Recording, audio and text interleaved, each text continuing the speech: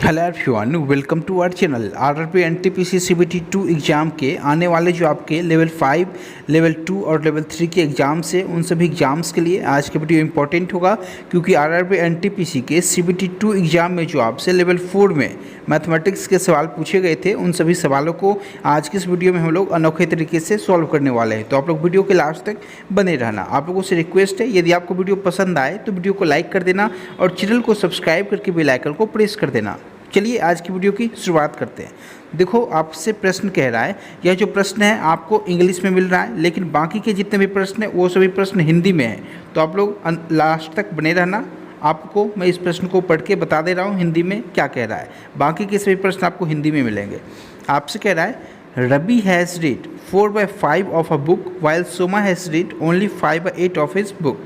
अब ध्यान से समझना।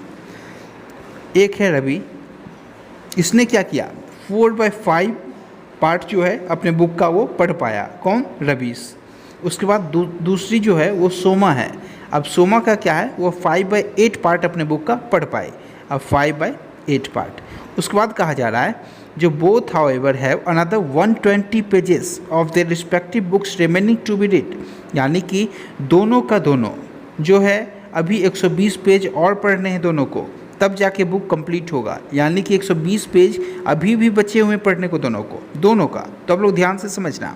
यदि मैं यहाँ पे बात करूँ फ्रैक्शन में, आप लोग देखोगे कितने का डिफरेंस। आप लोग कहोगे 4 भाग पढ़ चुका है, टोटल 5 भाग है, तो एक फ्रैक्शन का यहाँ पे 1 नंबर का डिफरेंस है।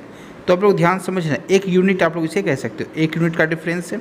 जबकि प्रश्न में क्या कह रहा है, 1 यूनिट का वैल्यू 120 पेजेस के बराबर। यहाँ पे कह रहा है 120 पेज बचे हुए हैं पढ़ने के लिए। यहाँ पे आपने देखा 1 यूनिट बचा हुआ पढ़ने के लिए, जबकि यहाँ पे प्रश्न में कह रहा था 120 पेज बचे हुए हैं पढ़ने को।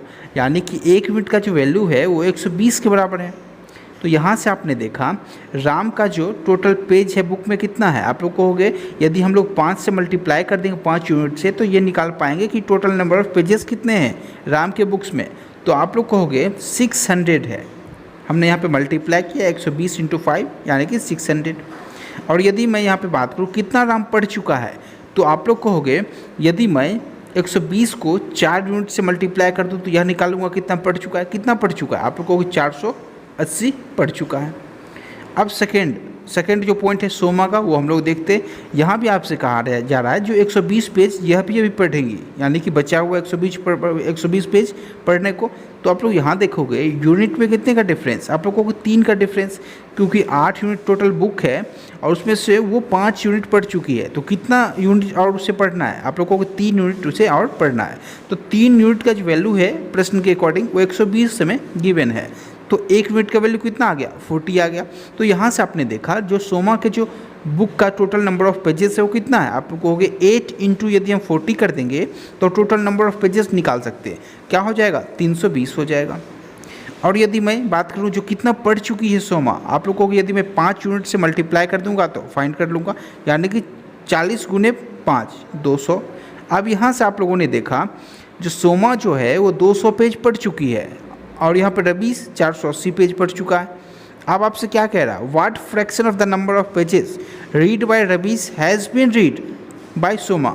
यहाँ पे आपसे कहा जा रहा है कि ऐसा कितना नंबर ऑफ पेज रवीश पढ़ चुका है सोमा से कंपेयर करने पे। तो समझना सोमा का कितना है। आप लोग कहोगे सोमा का जो है टोटल पढ़ा हुआ पेज वो यहाँ पे है 200 पढ़ चुकी है। तो इसी का हमसे रेशियो पूछ रहा था, 200 अपॉन रवीश कितना पढ़ चुका है। आप लोगों को 480 पढ़ चुका है अपॉन 480। तो हमारा जो आंसर है वो आ चुका है 200 अपॉन 480 फ्रैक्शन में। यही हमसे पूछ रहा था। आप इसे काट दो, कितने से काटोगे? 0 से 0 गया, उसके बाद फिर काटो 4 से कितने बार में? 5 बार में, और 4 से 12 बार में।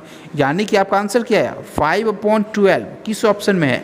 आप लोग कहोगे ऑप्शन नंबर 2 जो है ये हमारा सही जवाब है, क्योंकि इसमें 5/12 हमें दिख रहा है। तो ये होता है बेस्ट तरीका, बेस्ट अप्रोच प्रश्न को सॉल्व करने का। आप लोग इस प्रश्न को विदिन सेकेंड भी सॉल्व कर सकते थे। यहाँ पर मैं आपको समझा रहा हूँ इसलिए इसमें टाइम लग रहा है। आप लोगों का कैलकुलेशन जितना बेहतर रहेगा आप लोग सेकेंडों में आंसर लेके आ सकते हो। चलिए हम लोग चलते हैं नेक्स्ट सवाल पे। आप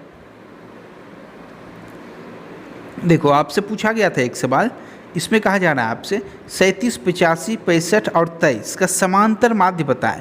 समांतर माध्य यानी कि एवरेज क्या हो जाएगा? आप लोग कहोगे 37 को हम लोग जोड़ेंगे 85 को जोड़ेंगे, 65 को जोड़ेंगे और 23 को जोड़ेंगे, सभी को जोड़ देंगे। सबसे पहले क्या हो जाएगा, आप लोगों के 5 और 7 12, 12 5 17, 3 20 का 0, 2 आपका रिमेनिंग है, 8 3 11, 6 17 तो 19, 19 और 2 21, यानी कि 210 आ गया आपको सभी को जोड़ के।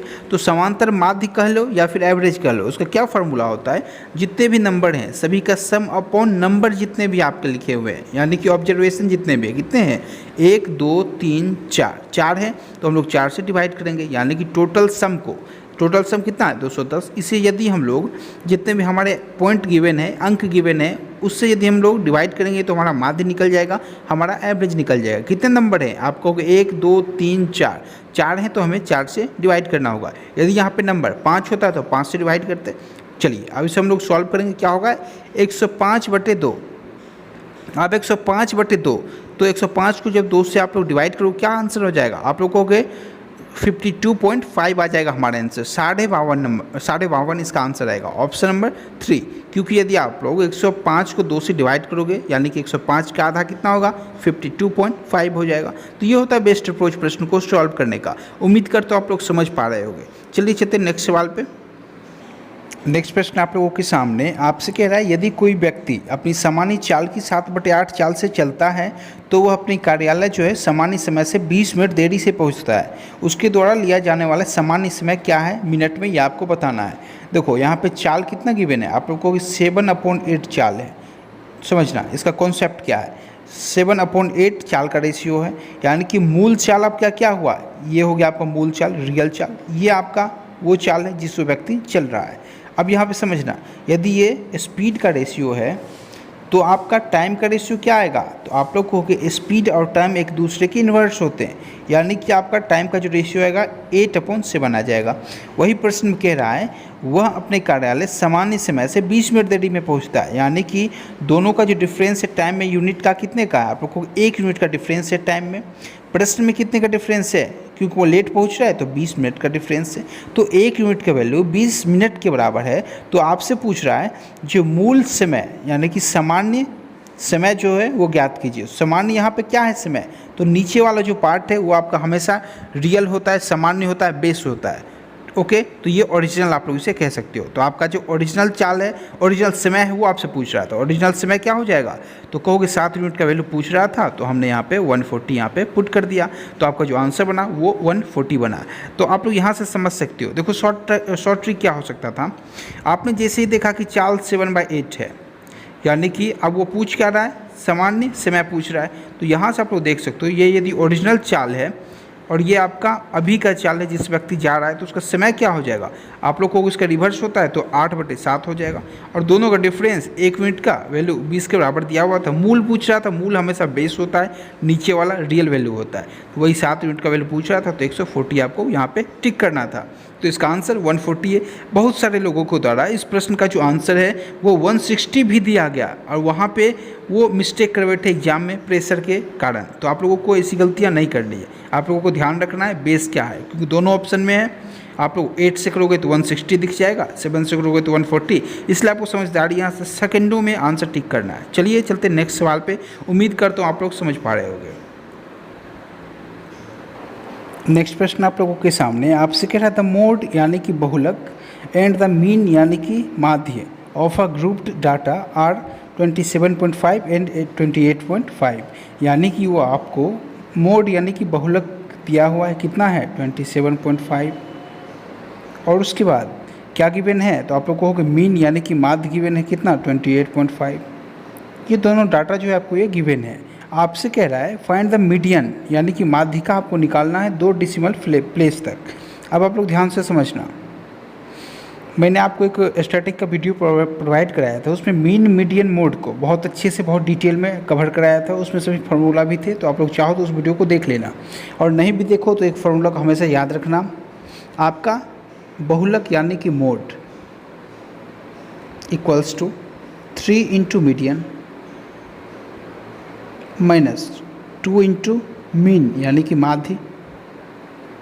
अब यहाँ से आपको क्या गिवन है, आप लोग कहोगे ये हमारा फार्मूला होता है, आप इसे ध्यान रखना। इस पे अक्सर एक सवाल पूछे जाते हैं, CBT 1 में भी पूछे गए थे, CBT 2 के एग्जाम में भी पूछे गए हैं। अब आपको मोड क्या गिवन है, आप लोगों को मोड हमें गिवन है 27.5, तो 27.5 हमने यहाँ पे पुट किया equals to 3 into median minus 2 into mean कितना है 28.5, तो 28.5 हमने यहाँ पे पुट किया। अब यहाँ पे देखो 28.5 इंटू 2 कितना हो जाएगा, आप लोग को हो गया 28 गुने 2 56 होता है, उसमें एक जोड़ दो 57, यानी कि -57 हो गया। अब देखो यदि हम लोग -57 को इधर लेके आएंगे तो क्या होगा, यदि इक्वल्स टू की अपोजिट साइड लेके आओगे तो क्या होगा, प्लस में आ जाएगा, यानी कि इसमें ऐड हो जाएगा 27.5 में ऐड हो जाएगा। तो कितना हो जाएगा, आप लोग को हो गए 5 7 7 14 के 4, एक बच गया आपका 7 1 8, यानी कि 84, एक दशमलव बाद है तो दशमलव लगाओ, 84.5 आपका आया निकल के क्या, तो आप लोग बोलोगे 84.5 जो हमारा निकला वो 3 इंटू मीडियन निकला, इसका जो वैल्यू है वो 84.5 के बराबर है। तो मीडियन कितना निकल जाएगा, आप लोग कहोगे हमसे मीडियन पूछ रहा है, तो मीडियन के लिए हम लोग ये जो 3 इधर मल्टीप्लाई में इधर आके डिवाइड में हो जाएगा और हमारा मीडियन यहाँ से निकल के आ जाएगा। तो क्या निकल के आएगा मीडियन, आप लोग को डिवाइड कर दो 3 से, 3 दूनी 6, 2 बच गया 3 8 24 दशमलव 3 एकम 3 और 3 7, यानी कि कुल मिला के 28.17 आपका यहाँ से निकल के आ रहा है। तो ऑप्शन नंबर 2 जो है इस प्रश्न का सही जवाब है। आप लोग इस तरीके से प्रश्न को विद इन सेकेंड सॉल्व कर सकते हो। चलिए हम लोग चलते हैं नेक्स्ट सवाल पे। देखो आपसे कह रहा है एक निश्चित काम को करने के लिए ABC की क्षमताओं का अनुपात 3:5:8 है। एक साथ काम करते हुए वे इस काम को 15 दिनों में पूरा कर सकते हैं। तो A और B एक साथ काम 12 दिनों तक करने के बाद काम छोड़ देते हैं, तो शेष काम C द्वारा कितने दिनों में पूरा किया जाएगा। आप लोग ध्यान से समझना, efficiency into time equals to आपका होता है टोटल वर्क। केवल इस कॉन्सेप्ट को यदि आप लोग याद रखोगे तो आपका ये जो प्रश्न है सेकेंडों में सॉल्व हो जाएगा। आपसे कह रहा है ABC का रेशियो कितना है एफिशिएंसी का, आप लोगों को 3 5 8 और एक साथ मिलकर तीनों कितने दिनों में काम करते हैं, तो 15 गुने 15 दिनों में।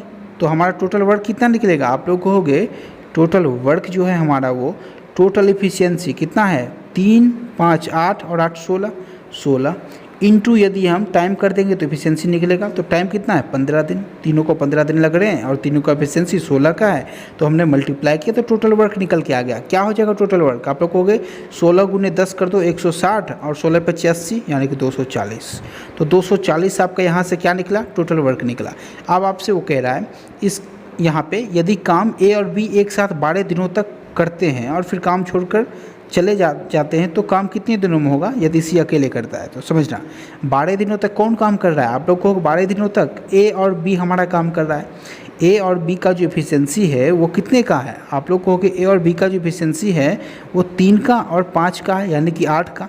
तो 8 के एफिशिएंसी से यदि वो 12 दिनों तक काम करेगा, क्योंकि 12 दिनों तक काम किया है, तो कितना काम कर जाएगा, आप लोग कहोगे 96 12 8 96 96 काम कर जाएगा। तो काम बच कितना गया, आप लोगों को 240 में से 96 गया तो 144, 144 काम हमारा शेष रह गया। अब 144 काम को कौन कर रहा है, तो C कर रहा है। तो पूछ रहा है आपसे जो शेष काम को करने में, यानी कि बचा हुआ जो काम है उसे करने में C को कितना समय लगेगा अकेले।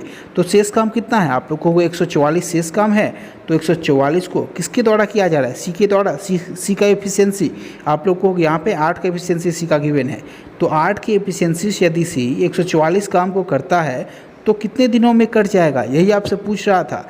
तो क्या आंसर हो जाएगा, आप लोग कहोगे 8 से पहले 2 से काट दो, 4 से काट दो, 4 3 12 4 6 24 4 2 8 और 36 2 से 18 बार में, यानी कि आपका आंसर क्या आया 18। किस ऑप्शन में, ऑप्शन नंबर 2 में है। तो आपका जो आंसर बना वो 18 बना। C जो है अकेले बचे हुए काम को 18 दिनों में कर जाएगा, यही आपसे पूछ रहा था। तो ये होता है बेस्ट अप्रोच प्रश्न को सॉल्व करने का। चलिए हम लोग चलते हैं नेक्स्ट सवाल पे। नेक्स्ट प्रश्न आप लोगों के सामने आपसे कह रहा है उस समद्विबाहु त्रिभुज का क्षेत्रफल ज्ञात कीजिए जिसका आधार 54 सेंटीमीटर और प्रत्येक बराबर भुजाओं की लंबाई 45 सेंटीमीटर है। मान लो ये हमारा एक समद्विबाहु त्रिभुज है। समद्विबाहु त्रिभुज यानी कि जिसकी 2 भुजाएं बराबर हो। उसमें आपसे कहा है कि बेस जो है उसका लेंथ 54 सेंटीमीटर के बराबर है, 54 सेंटीमीटर, जबकि बराबर भुजाओं की जो लंबाई है इन दोनों भुजाओं की वो कितनी है 45। मान लिया हमने ये दोनों जो भुजाएं हैं वो बराबर है, क्योंकि त्रिभुज हमसे कह रहा है समद्विबाहु त्रिभुज है, यानी कि इसकी 2 भुजाएं इक्वल है। अब यहाँ पे देखो आप लोगों से पूछ रहा है जो समद्विबाहु त्रिभुज का क्षेत्रफल क्या होगा।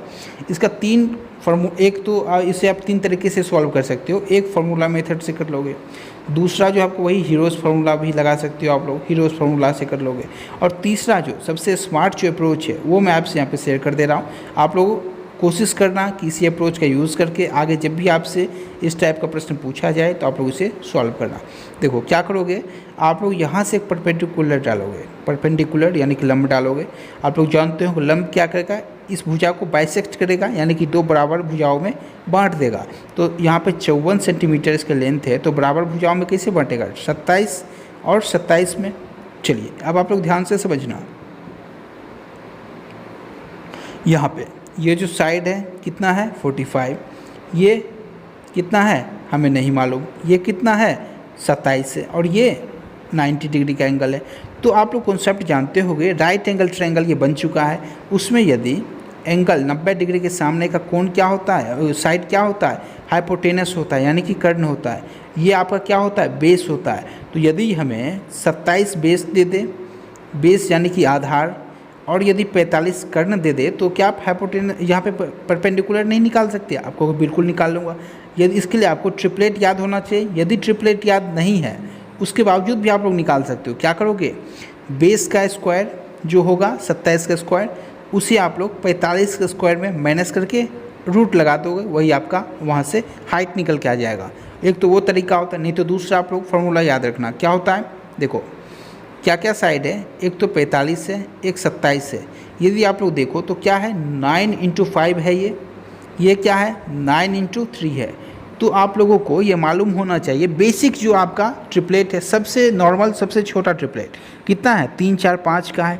तो आप लोग देखोगे यदि हम लोग यहाँ पे 9 को 5 से मल्टीप्लाई कर रहे हैं, 9 को 3 से मल्टीप्लाई कर रहे हैं, तो नेक्स्ट जो होगा हमारा परपेंडिकुलर, उससे हम लोग यदि 4 से मल्टीप्लाई कर दें तो हमारा ट्रिपलेट निकल के आ जाएगा, यानी कि वो परपेंडिकुलर निकल के आ जाएगा, क्योंकि हमारा 3 4 5 ट्रिपलेट होता है।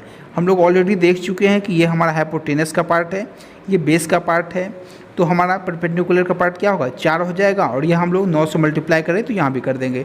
तो हमारा जो परपेंडिकुलर यहाँ से निकला वो कितना निकला, 9 × 4 36 सेंटीमीटर निकल गया, 36 सेंटीमीटर। तो अब आप लोग कहोगे आप लोग एरिया नहीं निकाल सकते, क्योंकि बिल्कुल निकाल दूंगा। कैसे निकालोगे, देखो मैं केवल इस पार्ट का एरिया निकाल रहा हूँ, इस ट्रायंगल का कितना हो जाएगा एरिया। तो आप लोग कहोगे half into 1/2 into base into height, base कितना है 27 है आपका, इंटू हाइट कितना है यानी कि परपेंडिकुलर आप लोग को अभी अभी निकाल रहा हूँ 36 का।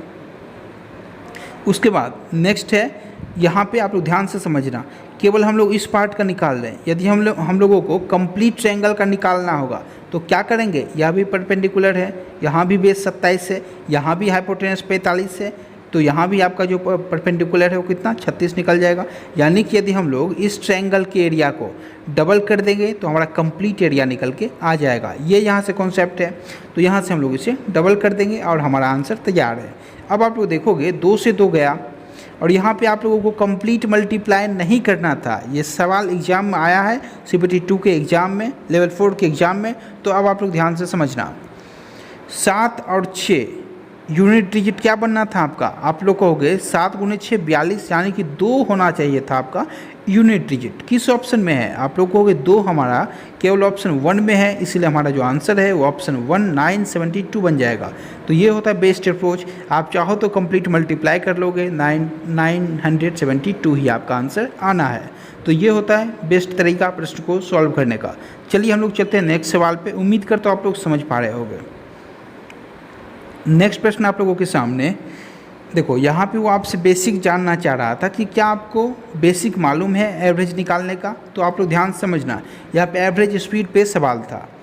आपसे कह रहा है एक व्यक्ति 50 किलोमीटर प्रति घंटे के किलोमीटर प्रति घंटे और 25 किलोमीटर प्रति घंटे की चाल से क्रमशः 250, 120 और 50 किलोमीटर की दूरी तय करता है। यदि पूरी यात्रा में उसकी औसत चाल 42 हो तो के का मान बताएं।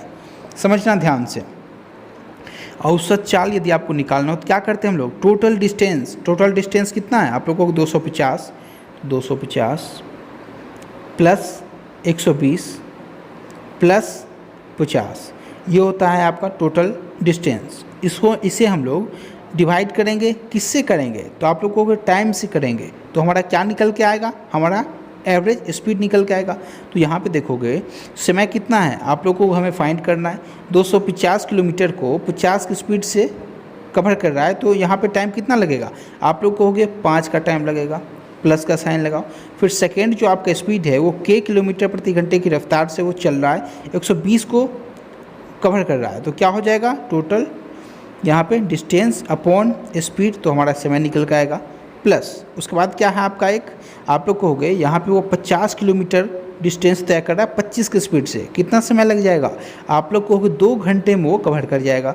तो हमारा यहाँ से क्या निकला है? एवरेज स्पीड निकल के आ गया कितना? आप लोग कहोगे टोटल डिस्टेंस को हमने यहाँ पे डिवाइड कर दिया टाइम से, तो हमारा एवरेज स्पीड निकल के आया। वो हमें गिवन है ऑलरेडी कितना, आप लोग को औसत चाल हमें 42 का गिवन था, तो 42 हमने यहाँ पे पुट किया। और अब आप लोग यहाँ से आसानी से के का वैल्यू निकाल के ले आओगे। क्या करोगे ध्यान से समझना, देखो 250 और 50 क्या हुआ? 300 और 120 यानी कि 420 आया।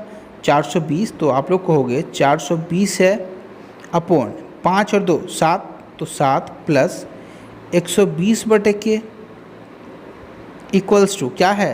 42 से।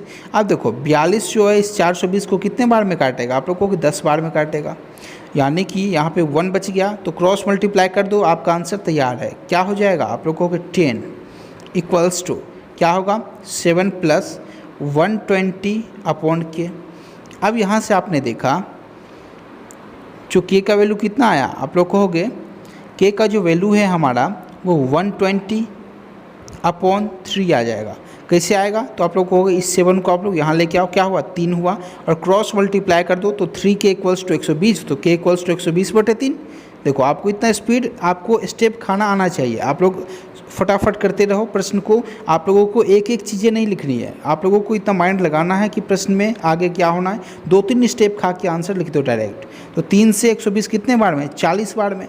तो आपका आंसर क्या आना चाहिए? 40। किस ऑप्शन में? क्योंकि ऑप्शन नंबर 3 जो है इसका सही जवाब है 40। तो ये होता है बेस्ट अप्रोच प्रश्न को सॉल्व करने का। चलिए हम लोग चलते हैं नेक्स्ट सवाल पे।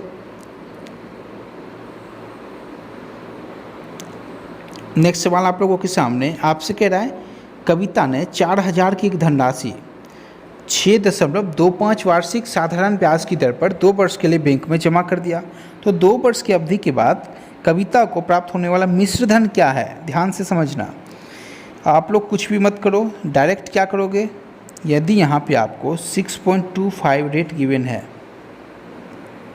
कितने साल का? आप लोग कहोगे ये 1 साल का रेट है, तो 2 साल के लिए आपसे समय कह रहा है, तो 2 साल में यही रेट कितना होगा? क्योंकि SI से लग रहा है, तो रेट आपका 12.5% का हो जाएगा।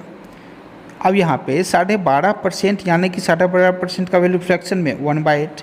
अब यदि आपसे कह दे कोई 4000 का 1/8 कितना होगा? आप लोग कहोगे टोटल उसे 4000 का 1/8 भाग देना होगा इंटरेस्ट, कितने में? 2 साल में। तो 8 से काटो, 8 25 40 यानी कि 500 से इंटरेस्ट देना होगा। वही आपसे पूछ रहा था जो प्राप्त होने वाला मिश्र धन कितना है। 4000 उसका मूलधन था, 500 उसने ब्याज खा लिया, तो कितना हो गया? 4500 उसका मिश्र धन हो गया। किस ऑप्शन में? ऑप्शन नंबर फर्स्ट में। ये एक तरीका है, आप लोग चाहो तो बेसिक लगा लो, PRT अपॉन 100। पी कितना है? आप लोग को 400 है आपका, 400। आर कितना है? आप लोग कहोगे 6.25, तो 6.25 है आपका। टी कितना है? 2 वर्ष से, अपॉन 100। तो यहाँ से आप लोग इंटरेस्ट निकाल सकते हो। तो क्या हो जाएगा इंटरेस्ट? देखो यहाँ पर 4000 था, तो मूलधन यहाँ पर 4000 पुट करोगे, 4000 था, तो यहाँ से 2 जीरो हटाओ, 2 जीरो नीचे लगा दो, कितना हो गया? 3 जीरो खत्म, 2 जीरो 1, 3 जीरो खत्म, कितना बच गया? 2 से काट दो, 2 पचिए 10। तो यदि आप लोग इस 5 से 625 को काटोगे कितने बार में जाएगा? आप लोगों को 125 बार में जाएगा। और यदि 125 को 4 से मल्टीप्लाई करोगे तो क्या होगा? देखो 100 गुने 4 400, 25 गुने 4 100, यानी कि कुल मिलाकर 500। तो यहाँ से भी आप लोग कर सकते हो, जो 500 आपके ब्याज निकल के आ गया, मिश्र धन कितना हो जाएगा? तो आप लोगों को मिश्र धन 4000 प्लस 500 यानी कि 4500 हो जाएगा, ऑप्शन ए। ये तरीका होता है, आप लोग जिस तरीके से चाहो प्रश्न को सॉल्व कर सकते हो, आंसर आपका यही आना है। चलिए हम लोग चलते हैं नेक्स्ट सवाल पे। जितने भी लोग चाहो तो आप लोग देख सकते हो हमारा रीजनिंग का जो वीडियो है, निश्चित रूप से आप लोग उस वीडियो को देख लेना, क्योंकि वहाँ पे मैंने लेवल 6 लेवल 4 सभी के रीजनिंग के आए हुए सवालों को बहुत अच्छे तरीके से कवर कराया। यहाँ पे देखो आपसे प्रश्न कह रहा है, शुभम ने वार्षिक परीक्षा में 600 में से 345 अंक प्राप्त किया, उसके द्वारा कितना प्रतिशत अंक प्राप्त किया। देखो यहाँ पे कैलकुलेशन था, लेकिन आप लोग चाहते तो सेकेंडों में कर सकते थे। कैसे? तो उसने जितना भी मार्क्स अर्जित किया, यानी कि जितना भी मार्क्स वो लेकर आ रहा है उसे आप लोग डिवाइड कर दोगे कितने से, तो टोटल नंबर ऑफ मार्क्स से, और यदि उसे 100 से मल्टीप्लाई कर देते हो तो हमारा परसेंट निकल के आ जाता है कि उसका अंक परसेंट कितना है। यहाँ से आपने देखा क्या कॉन्सेप्ट कहता है हमारा, जितना भी मार्क्स आपको प्राप्त हो रहा हो यदि उसे हम लोग टोटल मार्क्स से डिवाइड करके 100 से मल्टीप्लाई कर देते हैं तो हमारा जो है वो परसेंट निकल के आ जाता है कि हमें कितना परसेंट मार्क्स हमें प्राप्त हुआ। तो यहाँ से आप लोग देखोगे 2 जीरो से 2 जीरो गया तो आंसर क्या आ जाएगा आप लोगों को, बिल्कुल आसान है हमारा। 345 को हम लोग 6 से डिवाइड करेंगे तो 6 पचे 30, 6 पचे 30, देखो 5 सभी ऑप्शन में है, 4 बच गया तो 6 सत्ते 42, और यहाँ पे 3 बचा तो दशमलव लगाओ, 6 पचे 30। तो किस ऑप्शन में है? 57.5%। आप लोग को केवल ऑप्शन 2 में है, तो यही हमारा आंसर बन गया। ये होता बेस्ट अप्रोच प्रश्न को सॉल्व करने का। उम्मीद करता हूँ आप लोग समझ पा रहे होंगे। चलिए हम लोग चलते हैं नेक्स्ट सवाल पे। आप लोगों का यदि कहीं भी डाउट हो तो आप लोग यहाँ पे मुझे कमेंट करके बता सकते हो। नेक्स्ट प्रश्न आप लोगों के सामने, यह जो प्रश्न है आप लोगों को इसे सॉल्व करना था। देखो इस टाइप के प्रश्न जब भी आपसे एग्जाम में पूछे एग्जामिनर, आप लोगों को केवल एक लॉजिक का यूज़ करना है। पहले आप लोग जितने भी प्लस वाले हैं उन्हें एक साथ ऐड कर दिया करो। ऐड कैसे करोगे? तो नॉर्मल जो सिंपल ऐड हम लोग बचपन से करते आ रहे हैं आप लोग वैसे कर लेना ऐड, उसमें गलतियाँ होने की संभावना कम रहती है। देखो 1591.42। अब यहाँ पे आपको ढूंढना है नेक्स्ट क्या है। आप लोगों को नेक्स्ट आपको 198 है, तो देखो पॉइंट लगा दो जहाँ भी लगा हुआ है पॉइंट, और 0020 और पॉइंट की इधर बाद कितना है 198, तो यानी कि 198। ठीक है, इस तरीके से आप लोग दशमलव के सामने दशमलव लगाओ, उसके बाद आप लोग सॉल्व करो। नेक्स्ट क्या है 81 है हमारा, तो यहाँ पे लिखोगे 81.7100। इस तरीके से आप लोग ऐड कर दोगे और यहाँ पे उसके बाद माइनस वाले में से माइनस कर दोगे तो आपका यही आंसर आएगा। सेकेंड में आप लोग इसे सॉल्व कर सकते हो। यहाँ पे स्पेस की कमी की वजह से मैं यहाँ पे सॉल्व आपको नहीं करके बता रहा हूँ, क्योंकि ये देखो नॉर्मल है, इजी है, आसान है, इसमें आपका समय जाएगा, इसलिए आप लोग इसे सेल्फ प्रैक्टिस के लिए रखो। और जैसे मैं बताया हूँ कि दशमलव के सामने दशमलव और उसे पहले जोड़ लो, फिर जब माइनस करने में जाओगे तो यहाँ पे दशमलव के सामने दशमलव और उसमें माइनस कर देना, आपका आंसर माइनस में आएगा, क्योंकि यहाँ पे 2071 से हमारा कम आ रहा है। ठीक है, तो चलिए ये होता है बेस्ट अप्रोच प्रश्न को सॉल्व करने का। चलिए चलते हैं हम लोग नेक्स्ट सवाल पे। उम्मीद करता हूँ आप लोग समझ पा रहे होंगे। देखो एक प्रश्न और आपसे पूछा गया था, ए, बी और सी एक काम को क्रमशः 12, 16 और 24 दिनों में पूरा कर सकते हैं। ए को कितना लग रहा है आपको कि 12, बी को कितना लग रहा है 16, सी को कितना लग रहा है 24। तो हम लोग क्या करते हैं, टोटल वर्क पहले निकाल लेंगे, कितना हो जाएगा सभी का एलसीएम 48।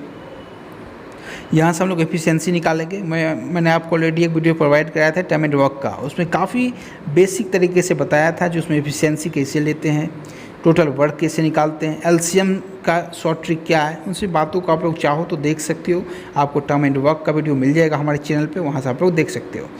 यहाँ पे देखो एफिशिएंसी ए का कितना का निकल गया, आप लोगों को 4 का निकल गया, बी का कितने का निकल गया 3 का निकल गया, और सी का कितने का 2 का।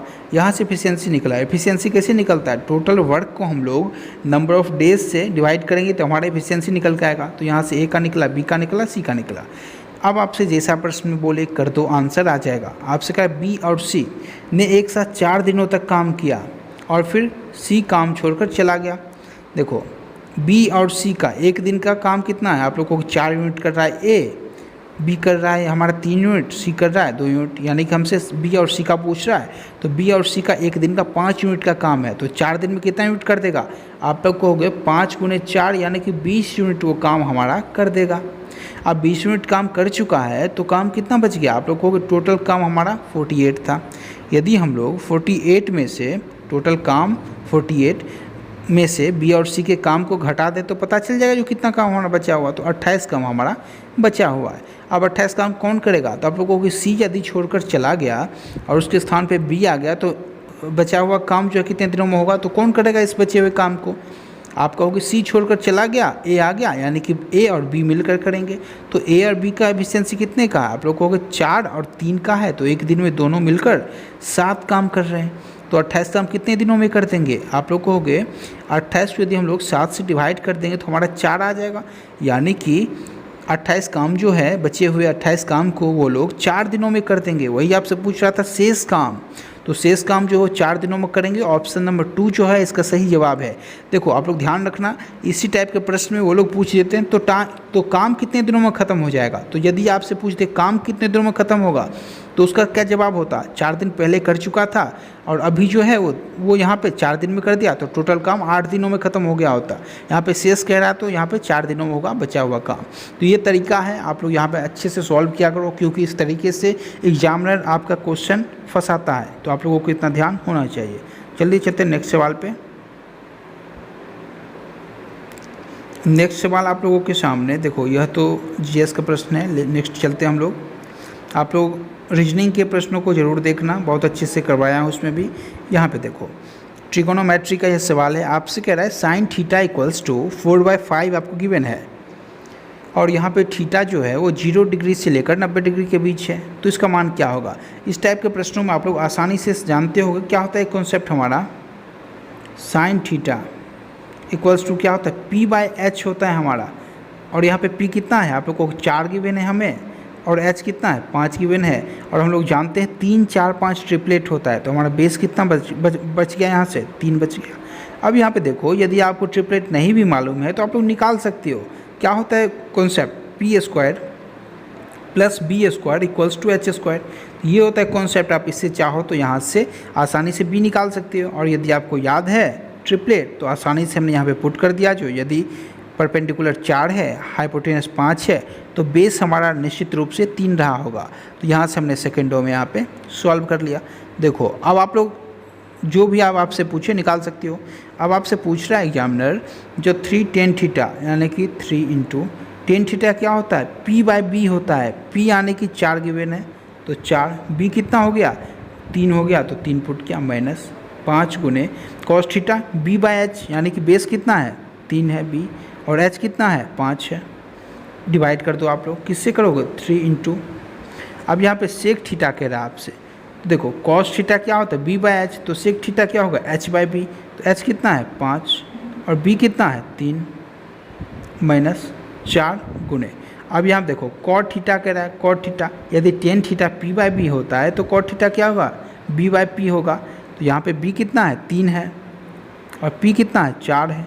हो गया, हमारा आंसर यहाँ से निकल के आ चुका है। अब देखो आप लोग सेकेंडों में कैसे सॉल्व करोगे। 3 से 3 गया आपका, 5 से 5 गया, यहाँ पे 3 से 3, 4 से 4 खत्म।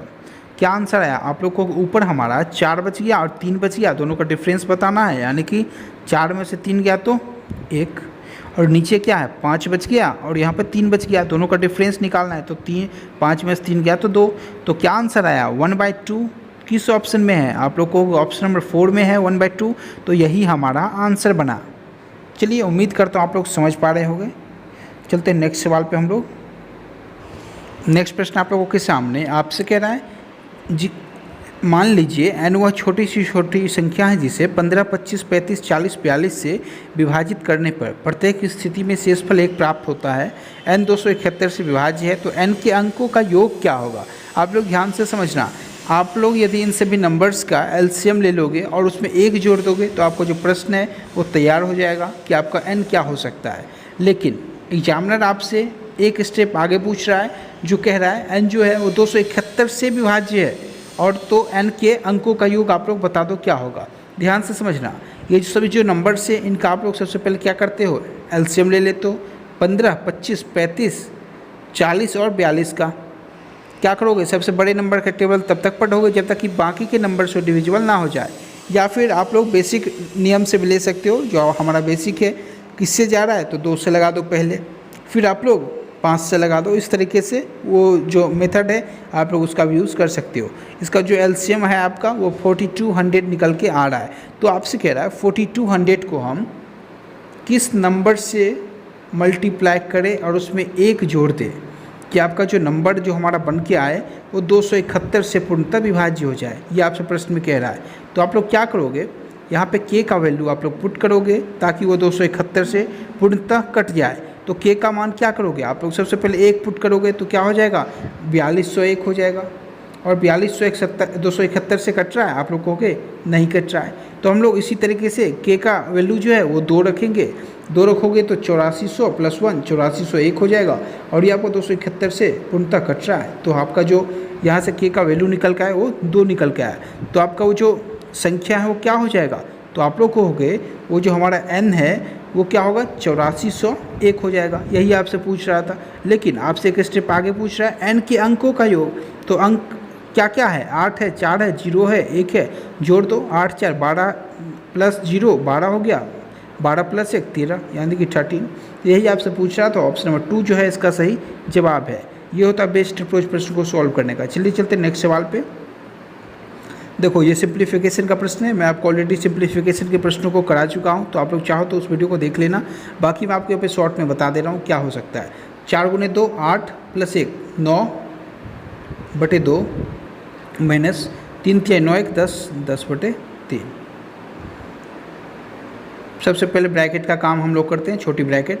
तो यहाँ पे हम लोग जब इसे सॉल्व करेंगे तो क्या आ जाएगा 6 आपका एलसीएम हो जाएगा। 27 - 20 यानी कि 7/6 निकल के आ गया हमारा यहाँ से। तो आप लोग कहोगे इसका कंप्लीट वैल्यू कितना है 7/6 है। इसे हम लोग किससे मल्टीप्लाई कर रहे हैं, तो 1/3 से कर रहे हैं।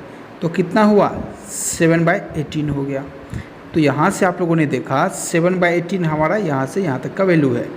अब उसे ये लोग किस में माइनस कर रहे हैं, तो आप लोग को 3 × 2 6 + 2 8/3 में माइनस कर रहे हैं।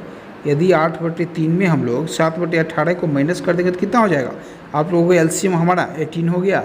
और यहाँ पे 6 8 6 48 - 7 यानी कि आपका यहाँ से 41/18 आ गया। ये कंप्लीट जो है वो 41/18 आ गया। इससे पहले डिवाइड का साइन है तो लगा दो। 4 × 3 12 1 13/3। अब इसे आप लोग सॉल्व नहीं कर सकते, आप लोग को बिल्कुल सॉल्व कर लूँगा। इस डिवाइड के साइन को मल्टीप्लाई में चेंज कर दो तो क्या हो जाएगा 13/3 × 18/41, क्योंकि यहाँ पे यदि मल्टीप्लाई में चेंज करोगे डिवाइड को तो फ्रैक्शन चेंज हो जाएगा। अब यहाँ से आप लोग देख रहे हो 3 से 18 कितने बार में 6 बार में, तो आंसर कितना आया आप लोग को हो गए 13 × 6 78/41 आ गया आंसर। यानी कि 41 1 जा और आपका 37 बच गया। तो आपका जो आंसर बना 1 होल 37/41 बना। ऑप्शन नंबर 3 इस प्रश्न का सही जवाब है। चलिए चलते नेक्स्ट सवाल पे हम लोग।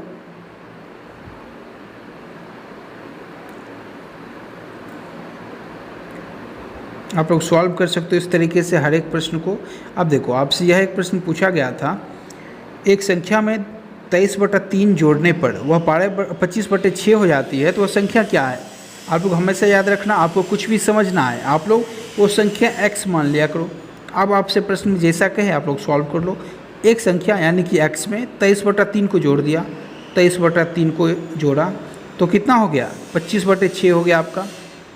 तो यहाँ से x कितना आ गया, वही आपसे पूछ रहा है जो वह संख्या क्या है। क्या करोगे, इस 23/3 को इक्वल्स टू के अपोजिट साइड ले जाएगा तो माइनस हो जाएगा, तो -23/3। तो एलसीएम कितना 6 यानी कि 25 - 46 आ गया आंसर।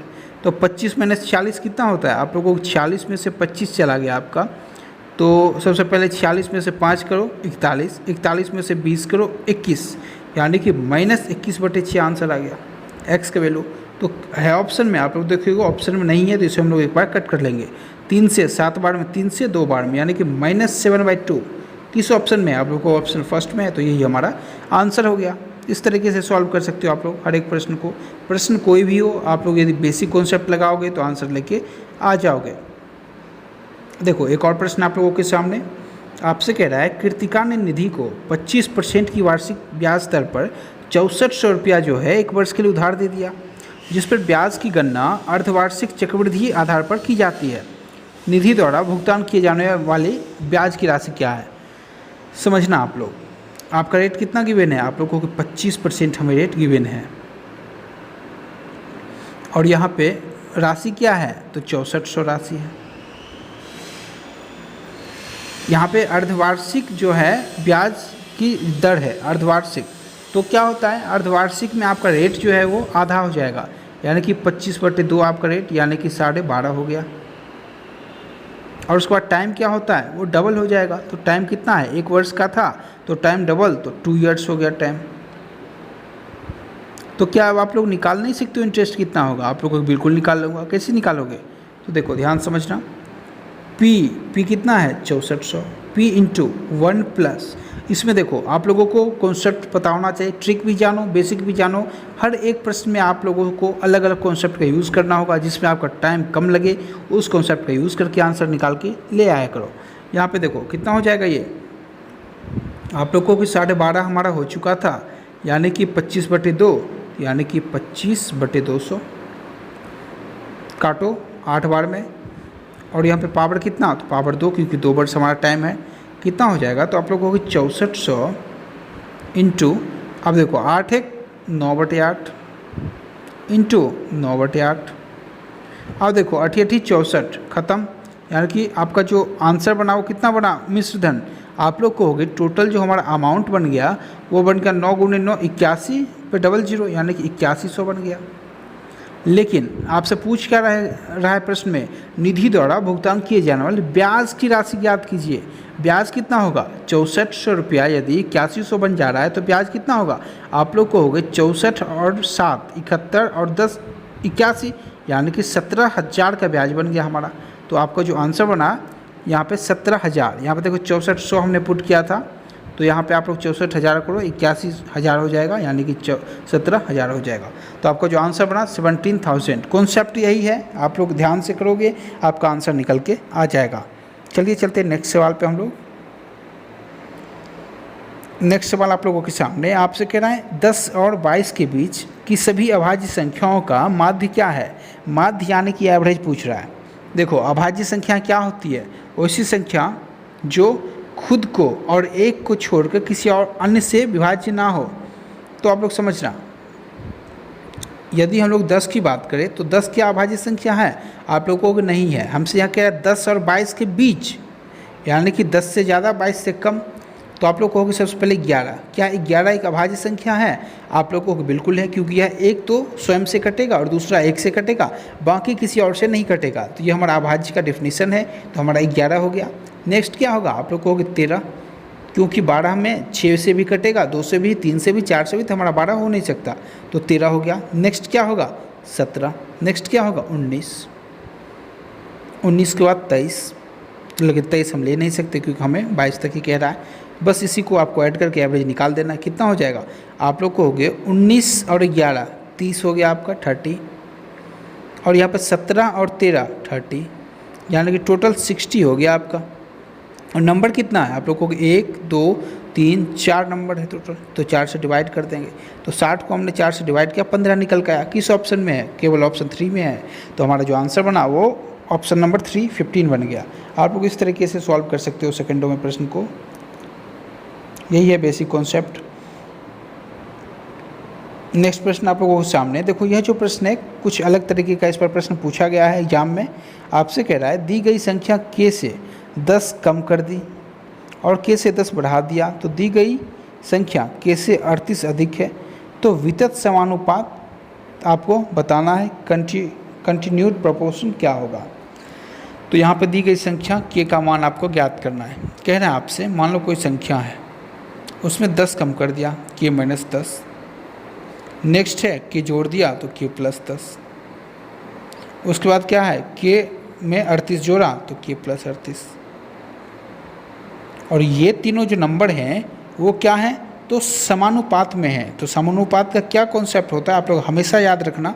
समानुपात का जो आपका कॉन्सेप्ट होगा k upon k plus 10 upon k minus 10 equals to k plus 38 upon, फिर इसका अपॉन कर दो k प्लस 10। यही आपका, यहाँ से आप लोग सॉल्व करके k का मान लेके आ सकते हो। उसके बाद k का मान आप लोग चाहो तो ऑप्शन से उठा कर रख लो। ऑप्शन से कैसे रखोगे, ध्यान समझना। यहाँ पे आप लोग इस इक्वेशन को ध्यान से देखो। ऑप्शन यदि हम लोग 70 को 60 को मान लो, हम लोग 60 ही उठा के देख लेते हैं। आप लोग चाहो फटाफट ऑप्शन से कर सकते हो, इसका यही बेस्ट अप्रोच है इस प्रश्न को सॉल्व करने का। देखो सबसे पहले 60 को पुट करो, कितना हो जाएगा, k की जगह पे यदि 60 हमने पुट किया तो 60 plus 10 upon 60 minus 10, 60 plus 38 upon 60 plus 10। अब यहाँ जब आप लोग सॉल्व करोगे क्या होगा, 70/50 इक्वल्स टू यहाँ पे क्या होगा 98/70। अब आप लोग यहाँ यदि काटना चाहो तो काटो, 0 से 0 गया आपका, 7/5 आना चाहिए, तो 14 से काटो, 14 सत्ती कितना होगा 98 और 14 पचे 70, यानी कि 7/5 बिल्कुल हमारा लेफ्ट साइड भी और राइट साइड भी आ रहा है, दोनों इक्वल है।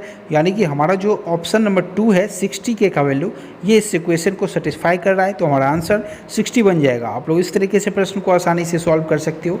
ये काफ़ी अच्छे लेवल का प्रश्न है जो इस बार पूछा गया है। चलिए चलते नेक्स्ट सवाल पे हम लोग। देखो आपसे एक यह प्रश्न पूछा गया था, यदि 8 अंकीय संख्या 25, 61, 39 A4 11 से विभाज्य है तो A का मान क्या होगा। देखो 11 से विभाज्यता का नियम क्या होता है आप लोग कहोगे, यदि हमारे सामने नंबर 5, 2, 5, 6, 1, 3, 9 A4 है, तो यदि ये 11 से विभाज्य है तो क्या होगा, अल्टरनेट का सम क्या होगा, 2 + 6 8, 8 + 3 11, 11 प्लस A यानी कि 11 + A, और अल्टरनेट का जो सम होगा, अल्टरनेट क्या है आप लोग कहोगे 5 1 6 9 6 15, 15 4 19 यानी कि 19। इन दोनों का जो डिफरेंस होगा वो या तो 0 के इक्वल होगा, या 11 के इक्वल होगा, या 22 के इक्वल होगा। यहाँ पे हम सबसे पहले 0 के इक्वल पुट करके देखेंगे। यहाँ पे आप लोग देखोगे केवल माइनस में आपका नहीं आना चाहिए, बस यही एक कॉन्सेप्ट होता है, इसलिए हम लोग 0 पहले पुट करके देखेंगे। क्योंकि यहाँ पे देखोगे 11 + A इक्वल्स टू आपका 19 आ गया। A का वैल्यू यहाँ से 19 - 11 यानी कि कितना आ गया आप लोगों के 8 आ गया हमारा। तो क्या सेटिस्फाई कर गया, बिल्कुल किया। तो किस ऑप्शन में 8 हमारा, तो आप लोग को ऑप्शन फर्स्ट में हमारा 8, यानी कि A का जो वैल्यू है हमारा 8 ऑप्शन नंबर 1 हो जाएगा। ये होता है बेस्ट अप्रोच प्रश्न को सॉल्व करने का। आपसे एग्जामिनर जैसा कहे आप लोग वैसा करोगे, सॉल्व करते चले जाओगे। नेक्स्ट प्रश्न आप लोगों के सामने आपसे कह रहा है, किसी गोले में एक बेलन अंतर्निहित है। मान लो ये आपका यदि गोला है तो इसी के अंदर एक बेलन आपका अंतर्निहित है। मान लो ये आपका बेलन है। अब यहाँ पे आपसे कह रहा है गोले की त्रिज्या, बेलन की ऊंचाई की 5/6 है। ये आप लोग यहाँ से केवल एक कॉन्सेप्ट ध्यान रखना, बेलन का जो त्रिज्या होगा वो हमेशा गोले की त्रिज्या से छोटा होगा। ठीक है, आपने इस कॉन्सेप्ट को जाना, जितना गोले का त्रिज्या होगा उससे हमेशा छोटा बेलन का त्रिज्या होगा। यहाँ से केवल आप लोग इस कॉन्सेप्ट को याद रखना। अब यहाँ पे आपसे कह रहा है गोले की जो त्रिज्या है वो कितनी है, तो r = 5 है, ये गोले की त्रिज्या है। जबकि बेलन की हाइट कितनी है आपको, h = 6 है। तो यहाँ से आप लोग निकाल सकते हो जो बेलन की रेडियस क्या होगी। तो बेलन की रेडियस हमेशा मैंने आपसे कहा 5 से कम होगा, और 5 6 है तो वो हमेशा 4 हो जाएगा। तो यहाँ से आप लोग चाहो तो ट्रिपलेट यूज़ करके निकाल सकते हो, फिगर बना के निकाल सकते हो, या फिर स्मार्ट अप्रोच का यूज़ करके आप लोग आसानी से ऑप्शन पुट करके निकाल लोगे। तो देखो आप लोग कैसे करोगे, कह रहा है बेलन की आयतन और गोले के आयतन का अनुपात। बेलन का आयतन कितना है आप लोग कहोगे πr²h, गोले का आयतन 4/3 πr3। देखो यहाँ से आप पाई काट दो, ये 3 ऊपर चला गया तो क्या बच गया 3 × r²। r हमें अभी मालूम नहीं है, हम लोग यहाँ निकाल चुके हैं वैसे 4। आप लोग चाहो तो बिना मालूम किए भी आप लोग सॉल्व कर सकते हो, मैं आपको बेस्ट अप्रोच बता दे रहा हूँ। h कितना है हाइट, तो आप लोग को हाइट 6 है बेलन का। अब यहाँ पे नीचे 4 × r कितना है आपका रेडियस गोले का, आप लोग को 5 है तो उसी का क्यूब करना है, यानी 5 × 5 × 5। अब यहाँ पे आप लोग देखोगे यहाँ पे r कितना होगा ऊपर, हमेशा 5 से कम ही होगा, क्योंकि हमारा गोले का जो रेडियस है 5 है, उससे कम 4 फुट कर दो, 3 फुट कर दो। लेकिन यहाँ हम लोग 4 निकाल चुके हैं। यदि आप नहीं भी निकाल सकते थे फिर भी आंसर पुट कर देते, क्योंकि यहाँ देखो नीचे 125 बन रहा है और ऊपर आपका मैक्सिमम कितना बन जाएगा, मैक्सिमम 16 बन सकता है आपका, क्योंकि 4 से 4 का स्क्वायर 16। अभी आप देखो पहले 2 से काटो, 2 से 3 बार में, 2 से 2 बार में, और यहाँ पर यदि r को हमने 4 पुट किया तो कितना हो जाएगा 16 × 44, यानी कि 144/2 और यहाँ पे गुणे 125। तो आपका आंसर क्या है, 2 से 44 गया 72 बार में, तो 72 रेशियो 125 किस ऑप्शन में, ऑप्शन नंबर 3 में है। तो इस तरीके से आप लोग आंसर टिक कर सकती हो। आप नहीं भी यदि आप नहीं भी बेलन का रेडियस फाइंड करते फिर भी आसानी से निकाल लेते, क्योंकि आर का जो वैल्यू है हमारे वो 5 से कम आता, तो आप लोग वहाँ से भी आंसर 125 ऑप्शन से टिक करके आगे बढ़ जाते। आपको कंप्लीट क्वेश्चन सॉल्व नहीं करना होता है। देखो नेक्स्ट प्रश्न आप लोगों के सामने, यह जो प्रश्न है कह रहा है आपसे कि वह बड़ी से बड़ी संख्या जिसे 2996, 4752 और 7825 में से विभाजित करने पर प्रत्येक स्थिति में प्राप्त शेषफल बराबर है, तो के अंकों का गुणनफल ज्ञात कीजिए। देखो इस टाइप के प्रश्नों में आपको क्या करना होता है, इन सभी नंबर्स का HCF ले लोगे, वही आपका के निकलेगा, उसके अंकों को जोड़ दोगे, वो आपका आंसर बनेगा। आप HCF कैसे लेते हैं, तो HCF का शॉर्ट ट्रिक क्या होता है, दोनों का डिफरेंस, पहले नंबर को आरोही क्रम में सजाओ फिर डिफरेंस लो, कितना हो जाएगा, कहोगे 4752 और यहाँ पे 2996, कितना डिफरेंस होगा, 12 में से 6 गया तो 6 आपका, 4 बच गया, तो 14 में से 9 गया तो 5 और 6 तो फिर 1 दे दो यहाँ पे 16 में से 9 गया तो 7, 1 1756 बच गया आपका। नेक्स्ट क्या बचेगा, तो आप लोग कहोगे 7825 में से 4752 को माइनस कर देंगे, कितना हो जाएगा, तो आप लोग कहोगे 3 और 12 में से 5 गया तो 7, यहाँ पे 0 और यहाँ पे आपका 3, तो 3073 बच गया। इन दोनों का HCF निकाल दो, वही आपका HCF होता है फाइनल। तो क्या हो जाएगा, आप लोग कहोगे 1756 में से हम लोग 3073 को डिवाइड कर देंगे, तो देखो कितना आ रहा है, आप लोग कहोगे 2 बार में जाएगा नहीं तो 1 बार में लगाएंगे, कितना होगा 1756, 13 में से 7 गया तो 6 गया तो 7 और यहाँ पे 6 में से 5 गया तो 1 और 17 में से 30 में से 17 गया तो आपका 1317 हो गया। फिर इसमें 1756 में 1 बार लगा दो, कितना बार में, 1 बार में 1317, कितना बच गया, आप लोग कहोगे यहाँ पे 16 में से 7 गया तो 9 और यहाँ पे 4 में से 1 गया तो 3 और यहाँ पे आपका 439 है गया, 439 को फिर से 1317 में आप लोग 1 बार डिवाइड कर दो, 439 को से 1317 में, देखो स्पेस की वजह से यह प्रॉब्लम हो रही है, आप लोग उसे आसानी से कर सकते हो 3 बार में, कितने बार में, एग्जैक्ट 3 बार में जा रहा है आपका 1317, यानी कि आपका जो HCF बना वो 439 बना। ये होता है तरीका HCF निकालने का।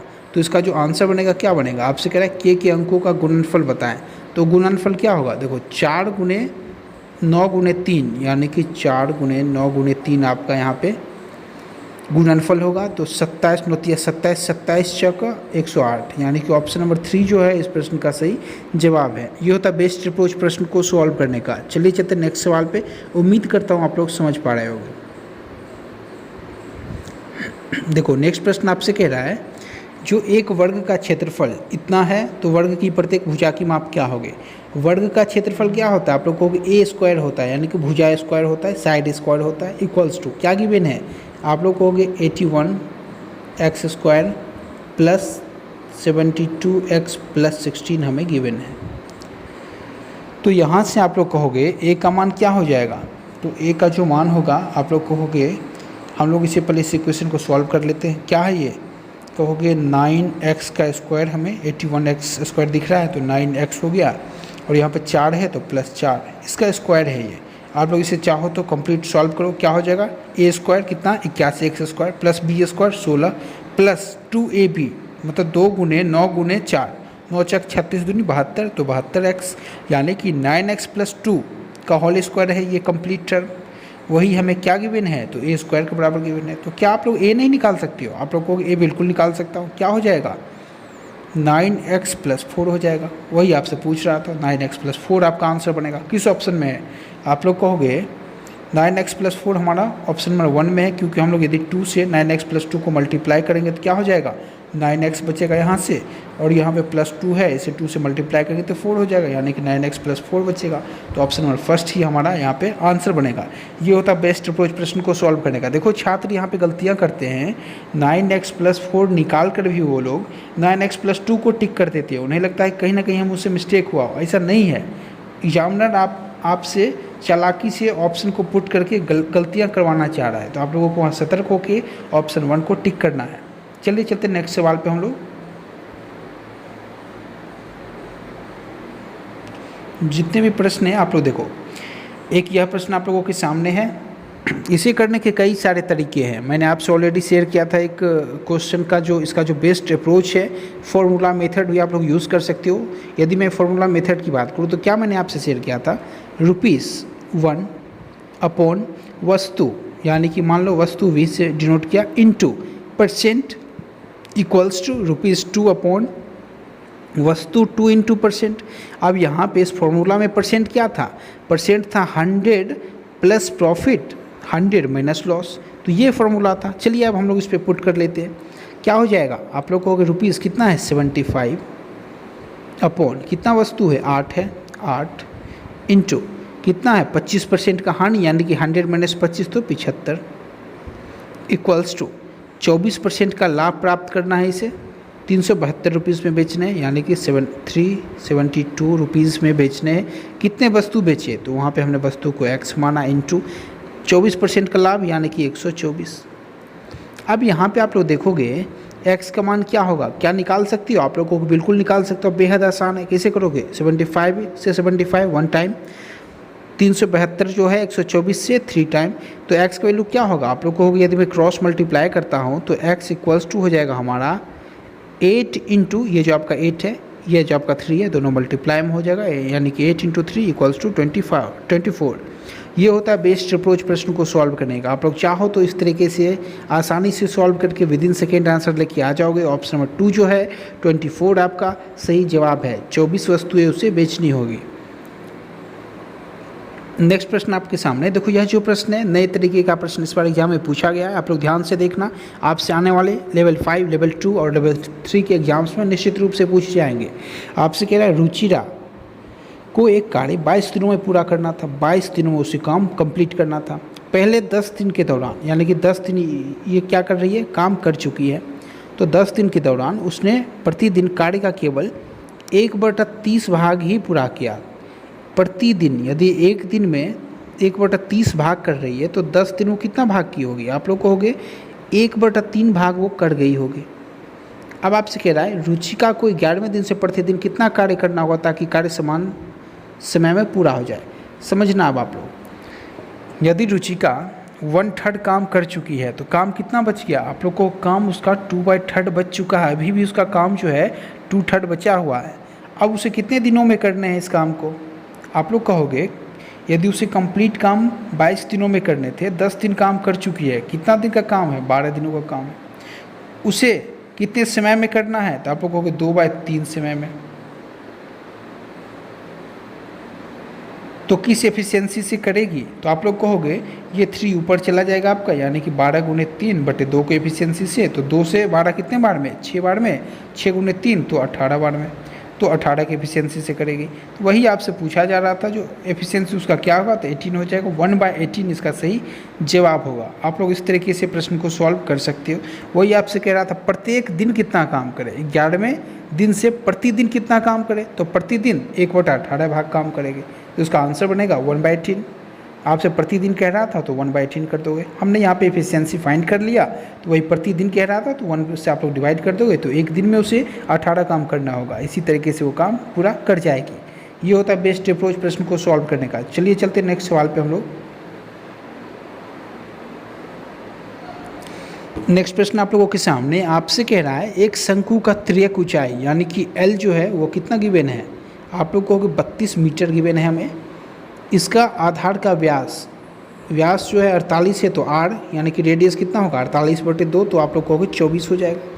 तो शंकु का संपूर्ण पृष्ठीय क्षेत्रफल क्या होगा, आप लोग कहोगे संपूर्ण पृष्ठीय क्षेत्रफल क्या होता है, πr × L+r, πr × L+r, तो यानी कि 22/7 गुने R कितना है 24 इंटू L कितना है, आप लोग कहोगे L 32 है और R हमें जोड़ना है 32 और यहाँ पे 24, कितना होगा 32 × 4 = 36, 20 = 56। क्या आंसर बनेगा, आप लोग कहोगे 7 × 8 = 56। तो यहाँ से यदि हम लोग आंसर की बात करें तो क्या बन जाएगा, तो 2 × 8 = 8, 8 = 64। 4 आना चाहिए यूनिट डिजिट, किसमें है, आप लोग कहोगे यूनिट डिजिट 4 इसमें नहीं है, इसमें नहीं है, इन दोनों में है, यानी कि हमें कंप्लीट मल्टीप्लाई करना ही होगा। आप लोग क्या करोगे, तो 22 8 पहले कर दो, कितना हो जाएगा तो आप लोग को 22 यदि हम लोग करते हैं तो 2 16 और 100 मतलब 20 गुने 8 160 यानी कि 176 गुने 24। अब मल्टीप्लाई कर दोगे आपका आंसर आ जाएगा। आंसर जो है ऑप्शन नंबर 2 यहाँ से निकल के आएगा। ये नॉर्मल मल्टीप्लिकेशन आराम से आप लोग करके आंसर लेके आ सकते हो। केवल आपको फॉर्मूला याद रखना है, कॉन्सेप्ट को ध्यान रखना है, आंसर आसानी से टिक कर दोगे। चलिए चलते हैं नेक्स्ट सवाल पे। आपसे कह रहा है राम और रहीम के पास कुल 1210 रुपया है। राम की धनराशि का 1/3 यानी कि राम जितना आपसे कहे करते जाओ। राम के धनराशि का 1/3 रहीम की धनराशि के 2/5 के बराबर है। तो रहीम का जो धनराशि है उसके 2/5 के बराबर है। तो देखो राम रहीम का रेशियो निकाल सकती हो आप लोग, कहोगे बिल्कुल निकाल लूँगा। ये हमारा राम है, ये हमारा रहीम है, दोनों का रेशियो क्या हो जाएगा? तो आप लोग कहोगे ये 3 इधर जाके क्रॉस मल्टीप्लाई होगा तो 6/5 हो जाएगा। वही आपसे टोटल जो है पूछ रहा है, जो रहीम के पास कितनी धनराशि है। देखो टोटल यदि आपको 121 गिवन है यानी कि 11 यूनिट, दोनों को जोड़ो, 11 यूनिट का वैल्यू हमारे 1210 गिवन है, तो 1 यूनिट का वैल्यू 110 के बराबर आएगा। वही आपसे पूछा था रहीम का, तो रहीम का कितना यूनिट है? आप लोगों को 5 यूनिट उसका धनराशि है। तो आपका आंसर क्या बना? 110 गुने 5 कितना बन जाएगा? 11 × 5 = 55, 550। किस ऑप्शन में है? ऑप्शन नंबर 3 में है। तो ये आपका सही जवाब है, ऑप्शन नंबर 3, 550 इस प्रश्न का सही जवाब है। ये होता है बेस्ट अप्रोच। आपका यदि कॉन्सेप्ट क्लियर है तो आप किसी भी प्रश्न में नहीं फंसोगे, आसानी से कर डालोगे। एग्जाम में आपको कुछ क्वेश्चंस को इग्नोर करना होता है क्योंकि जानबूझकर वो आपसे आप पूछते हैं। यहाँ पे देखो एक प्रश्न जो आपसे पूछा गया था, दिए गए विकल्पों में से वो कौन सा लगभग निकटतम मान है। आप जैसे यहाँ पढ़े लगभग निकटतम यानी कि हमसे एग्जैक्ट नहीं पूछ रहा है, तो इस इक्वेशन को आपसे सॉल्व करा रहा है। जिससे आपने देखा लगभग निकटतम यानी कि ये अप्रॉक्सीमेशन का सवाल है, तो अप्रॉक्सीमेशन के सवाल में क्या करोगे? 6.05 को हम लोग 6 मानेंगे। जो नंबर जिसके पास हो वो उसे मान के चलोगे। जैसे कि अप्रॉक्सीमेशन का क्या रूल होता है, यदि आपसे कोई कह दे 95.8 है तो आप इसे क्या मानोगे? आप लोग को 96 मानोगा। यदि कोई आपसे कह दे 95.2 है, क्या मानोगे? तो 95 मानोगे। तो ये होता है अप्रोक्सीमेशन का कॉन्सेप्ट जिसे आप लोग यूज़ करके प्रश्न को सॉल्व करोगे। क्या है? 6.05 क्या मानोगे? 6 माइनस 15.95 यानी कि 16 डिवाइड बाय 3.94 है यानी कि 4 है आपका, प्लस 2.99 यानी कि 3 है, इंटू क्या है? 7.04 यानी कि 7 है। आप इसे सॉल्व कर सकते हो। 16 को 4 से डिवाइड करो, 4 हो गया, प्लस 3 गुने 7 21 यानी कि 21 हो गया, और 6 माइनस कितना हो जाएगा? आप लोग को 21 और 6 27 माइनस 4 आंसर बन गया, तो 23 आंसर बना। ऑप्शन नंबर 3 जो है 23 इस प्रश्न का सही जवाब है। इस तरीके से आप लोग किसी भी प्रश्न को सॉल्व कर सकते हो। चलिए एक और प्रश्न को हम लोग देख लेते हैं। आपसे कह रहा है एक समलंब चतुर्भुज की समांतर भुजाओं के युग्म की लंबाई 18 सेंटीमीटर 15 सेंटीमीटर है। इन दोनों भुजाओं के बीच लंबवत दूरी 12 सेंटीमीटर है। तो समलंब चतुर्भुज का क्षेत्रफल।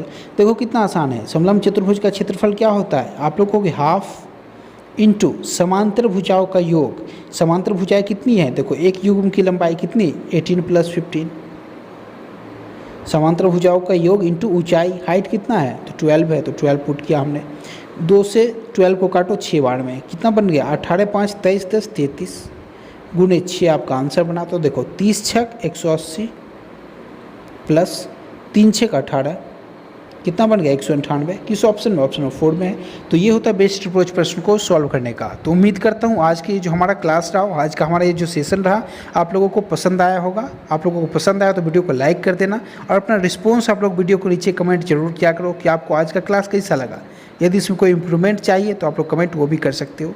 चलिए मिलता हूँ आपसे नेक्स्ट वीडियो में। Thank you so much.